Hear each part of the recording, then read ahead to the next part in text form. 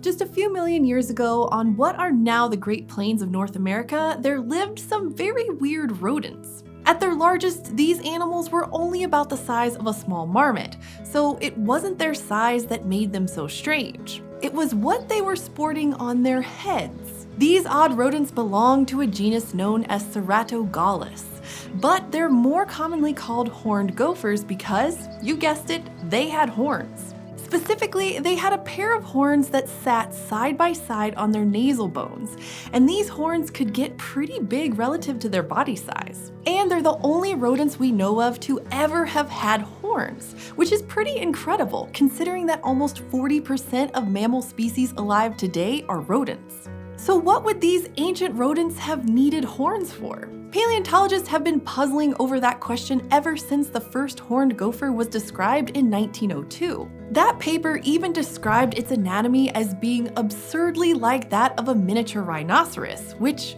yeah, it kinda is. Hypotheses about the function of these horns have included digging, competing for mates, recognizing other members of their species, and defense against predators. And it would take just over 100 years and a grad student bringing all of the evidence together to finally settle the debate. It turns out the horns probably did have a purpose, one that rodents would likely benefit from today. But unfortunately for modern rodents, it looks like that group only got one evolutionary shot at horns.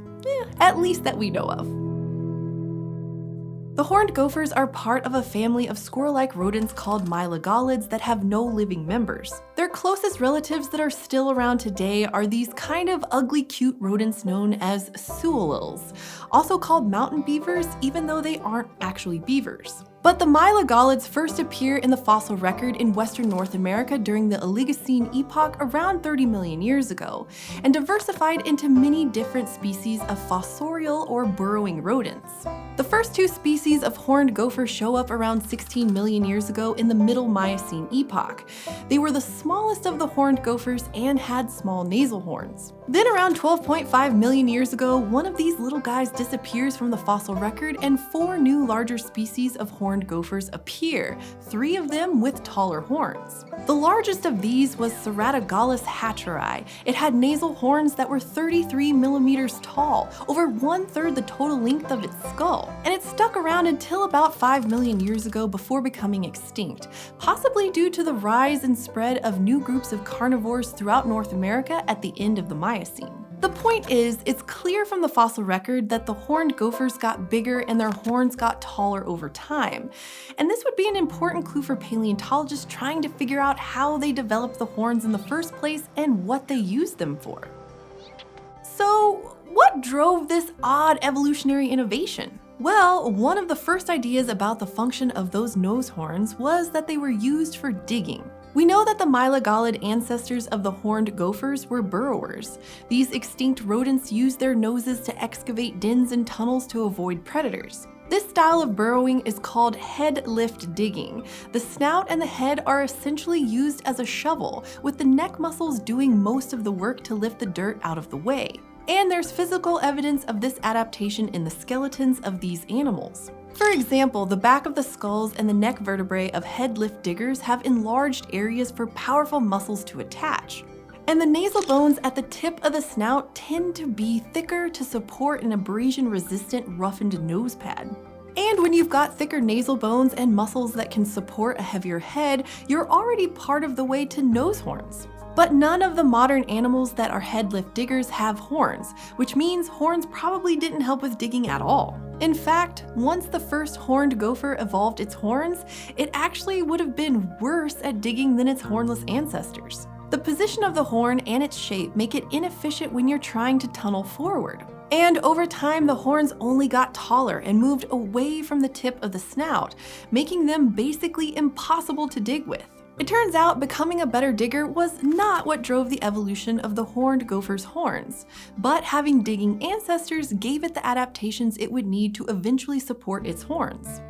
Okay, so what about competing for mates? While there aren't any modern animals with horns that dig by lifting dirt with their heads, there are definitely mammals alive today that use their horns to show off to or fight for potential mates. One horned gopher species is even named for one of these beasts.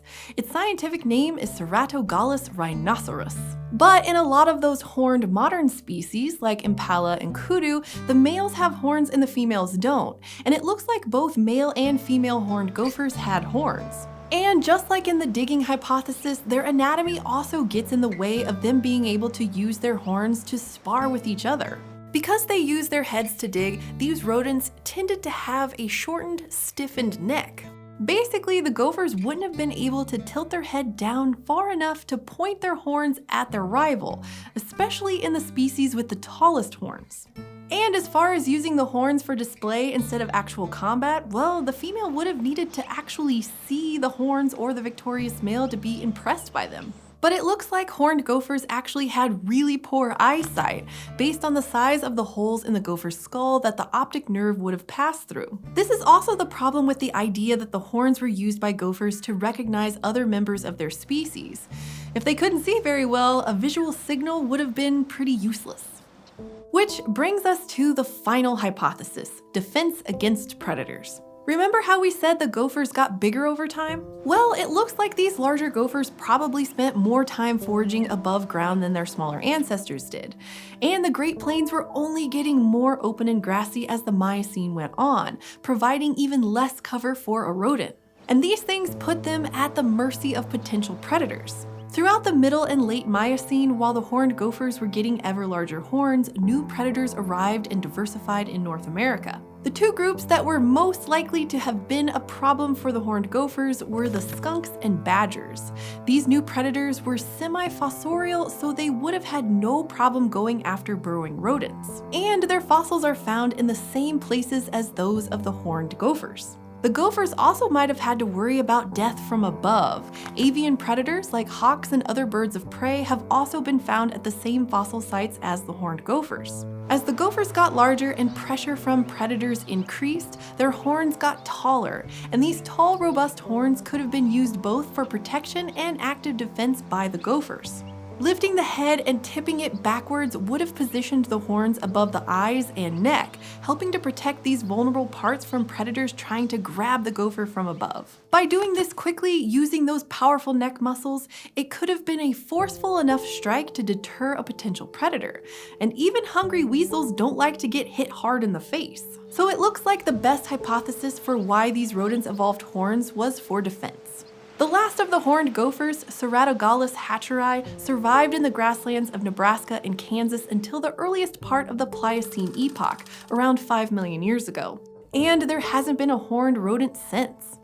From the adaptations of their digging ancestors, the horned gophers evolved a truly unique defense mechanism, one that no other rodent ever has.